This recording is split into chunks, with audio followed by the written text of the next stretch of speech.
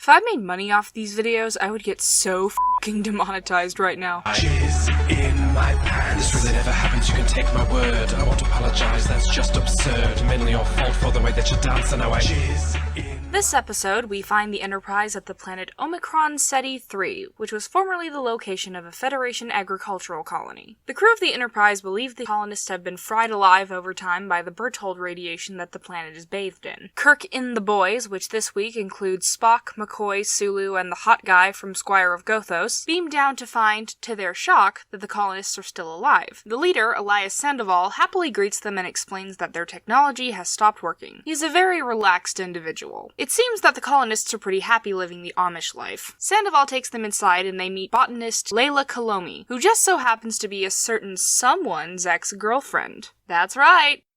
Spock. Mr. Spock and I have met before.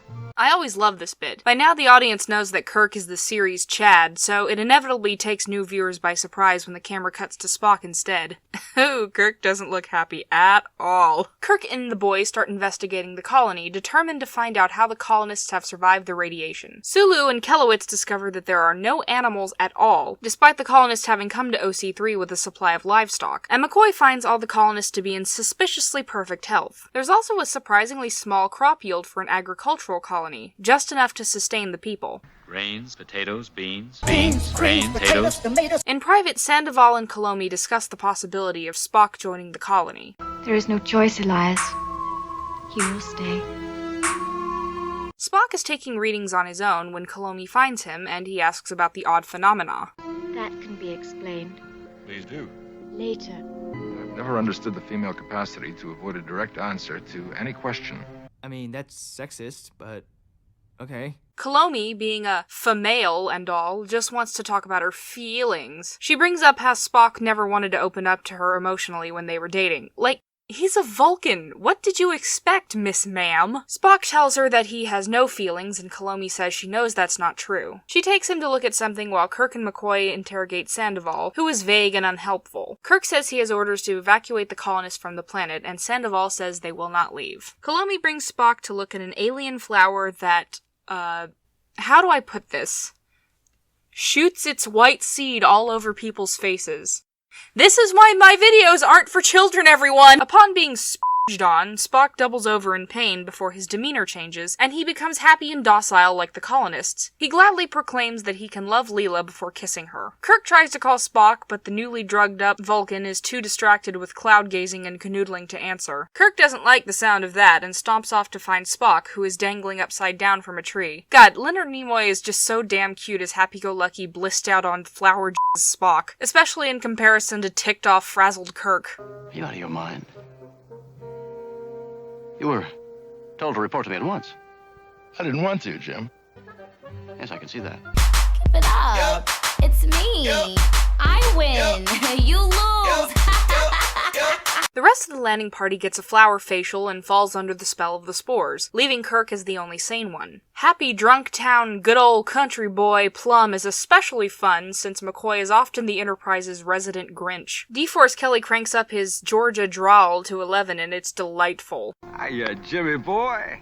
Hey, I've taken care of everything. Now all y'all gotta do is just relax. Doctor's orders. Sandoval explains to Kirk that in addition to turning everyone into hippie zombies, the spore's effect also protects them from the Berthold rays and keeps the infected in peak health. Animals, being insusceptible to the spores, couldn't survive on the planet. Life on OC3 is, in effect, paradise. Detal, aka Officer Yum Yum, decides to beam some of the flowers up to the ship, so everyone on board gets drugged up too. Kirk becomes livid and then despondent as he loses control of his crew and they all abandon ship to join the colonists. Soon he's the only one left aboard the Enterprise, unable to pilot the ship on his own, making him just as stranded as the colonists. Kirk is sulking on the bridge when he gets spunked upon. This time the spores work and Kirk happily prepares to leave and join the others. But his joy is short-lived as he realizes he can't leave the ship, because then there'll be no one to beam him back. That he would be giving up the Enterprise for good. There's that theme again of Jim being committed to his captaincy, and that commitment superseding everything else. This vessel, I give,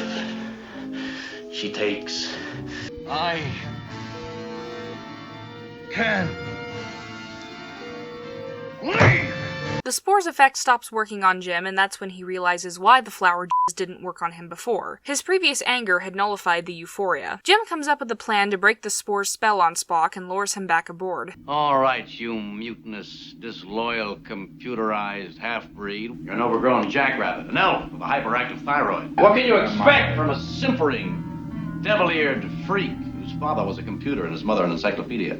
Oh boy, this is hard to watch. It's a testament to just how close Jim and Spock are that Jim knows exactly where Spock's pressure points are to jab at. Spock's biracial identity and his parents. Not to give too much away to first-time viewers, hey Charlie, but Spock's relationship with his parents, especially his father, is strained. And we know that Spock has struggled to reconcile his human and Vulcan halves his entire life, always feeling like he has never truly belonged among either species. This isn't the first time Jim has weaponized racism against Spock. Remember What Are Little Girls Made Of? Mind your own business, Mr. Spock. I'm sick of your half-breed interference, do you hear? Half-breed, a particularly nasty term used to describe mixed-race individuals. And here it rears its ugly head again. You belong in a circus, Spock. Not a starship. Right next to the dog-faced boy.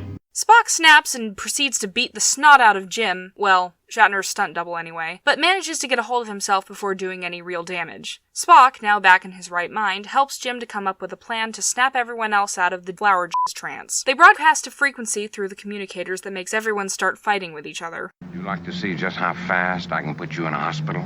Kolomi comes up to the ship and realizes that Spock is no longer infected. He gently breaks her heart and the pain frees her from the spores. On Earth, you couldn't give anything of yourself. But we're happy here. I can't lose you now, Mr. Spock. I can't. I am what I am, Layla.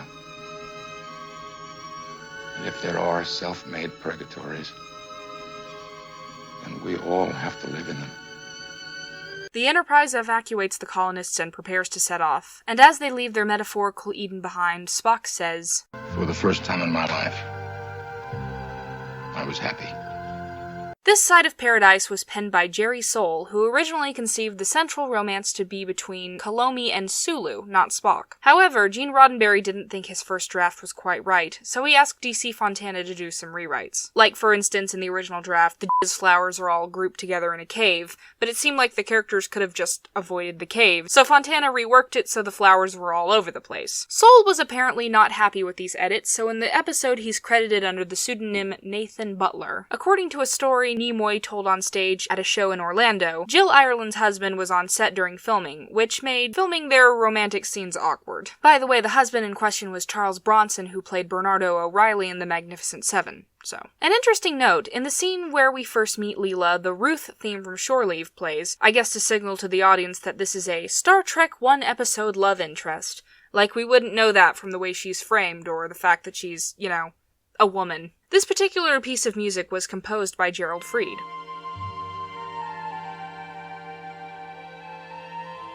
This Side of Paradise also happens to be the name of a novel by American writer F. Scott Fitzgerald, which in turn took its name from the poem Tiara Tahiti by Rupert Brooke. Layla and Sandoval describe the effect of the spores as belonging or joining.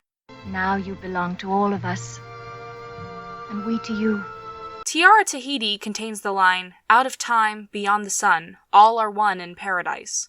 In Fitzgerald's novel, the protagonist, Amory, has a short-lived romance with Isabel, but after spending some time apart, they meet again and find they're no longer in love. And the book ends with Amory declaring, "I know myself, but that is all." I am what I am, Layla. This Side of Paradise is reminiscent of the myth of the Lotus Eaters from the Odyssey. Odysseus and his men stop to replenish their ship's supplies, and several of the soldiers fall under the spell of the island lotus, which when eaten makes the consumer apathetic and unmotivated to ever leave. We've done nothing here. No accomplishment, no progress. 3 years wasted.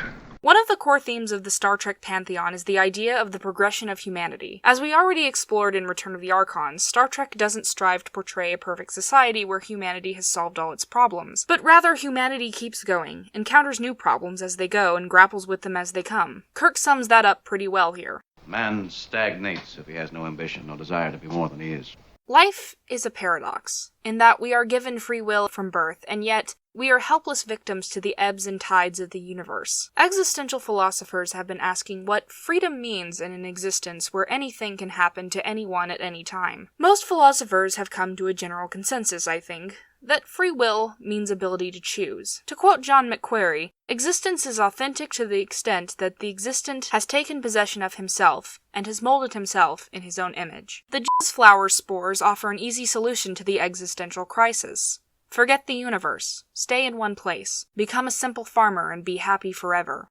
Now, for some, that may sound like the perfect life, but Leela and the colonists didn't really choose it. It was chosen for them by the spores. In effect, they were stripped of their free will. The significance of the spores only working on Jim the second time was that they found him in a moment of weakness. A moment when Jim thought he too was powerless. It would have been so easy to just embrace the spores and live happily as a farmer for the rest of his days, but that would have meant giving up on everything he is. And that's why it's so painful to give up the spores. Because surrender is so easy. Continuing to live, to choose, is the hardest thing. Obvious comparisons between Omicron Ceti 3 and the Garden of Eden are made throughout the episode. In the Bible, Adam and Eve are cast out because they go against God. They make a choice. The first act of free will. Well, that's the second time man's been thrown out of paradise. No, boss. This time we walked out on our own. Maybe we weren't meant for paradise.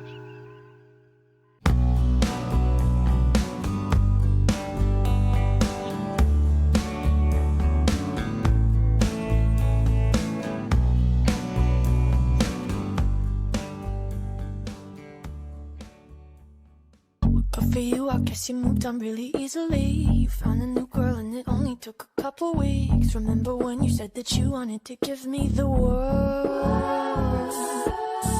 Good for you, I guess that you've been working on yourself. I guess the therapist I found for you should really help. Now you can be a better man for your brand new girl.